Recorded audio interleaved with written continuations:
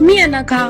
आज होता गुरुवार आणि माझ्यासाठी गुरुवार म्हणजे फक्त आठवड्यातला एक दिवस नाही, तर मनाला शांत करणारा, सकारात्मक ऊर्जा देणारा दिवस. सकाळची सुरुवात नेहमीप्रमाणे झाली, पण गुरुवार असल्यामुळे एक वेगळाच उत्साह होता.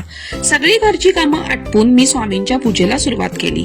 कालच वैभवला खास चाफ्याची फुलं आणि मोगऱ्याचे गजरे आणायला सांगितले होते, कारण गुरुवारी देवघर सुगंधी फुलांनी सजलेलं पाहायला मला खूप आवडतं. स्वामींचा दूध आणि दह्याने अभिषेक केला, स्वामींची गाणी लावली आणि त्या सुगंधाने व मंत्रांनी संपूर्ण घर प्रसन्न झालं.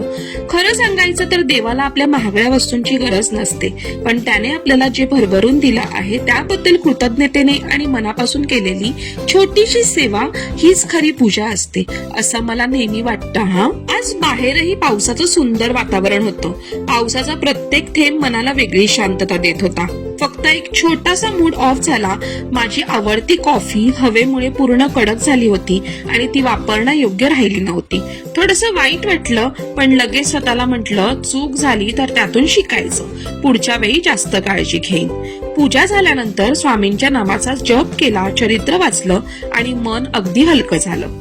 खरंच रोज काही मिनिटे देवासाठी दिली की दिवसातील कितीही ताण असला तरी मनाला नवी आशा मिळते. त्यानंतर परीला शाळेतून घेऊन आले, कपडे वाळत घातले आणि नेहमीची घरची कामं पूर्ण केली.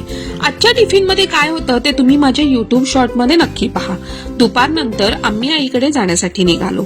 गुरुवार म्हणजे आईसाठी प्रसाद आणि फुलं घेऊन जाणं हा आमचा छोटासा नियमच आहे. फुल मार्केट मधून फुलं घेतली, प्रसाद घेतला आणि मग आईकडे पोहोचलो. आईने नेहमीप्रमाणे परीचं खूप प्रेमाने स्वागत केलं.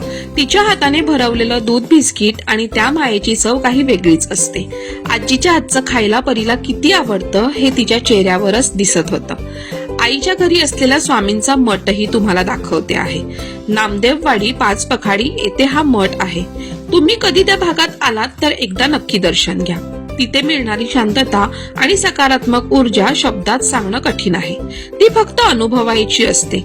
आज थोडा जास्त वेळा इकडे थांबता आलं. तिच्या हातचं गरमागरम जेवण खाल्लं, थोड्या गप्प्या झाल्या आणि मग मन अगदी भरून आलं. काही क्षण खूप साधे असतात पण आयुष्यभर लक्षात राहतात. रात्री आईकडचं सगळं काही आवरून मी, वैभव आणि परी पुन्हा घरी आलो आणि दिवस संपताना एकच विचार मनात आला, आपण रोज मोठ्या आनंदाच्या शोधात धावतो, पण खरं सुख ह्या छोट्या छोट्या क्षणांमध्येच लपलेलं असतं. देवांची पूजा, आईची माया, मुलांचं हसू आणि कुटुंबासोबत घालवलेला वेळ या क्षणांसाठी नेहमी कृतज्ञ राहूया. पुन्हा भेटूयात एका नवीन दिवसासोबत, नवीन गोष्टीसोबत. तोपर्यंत बाय बाय.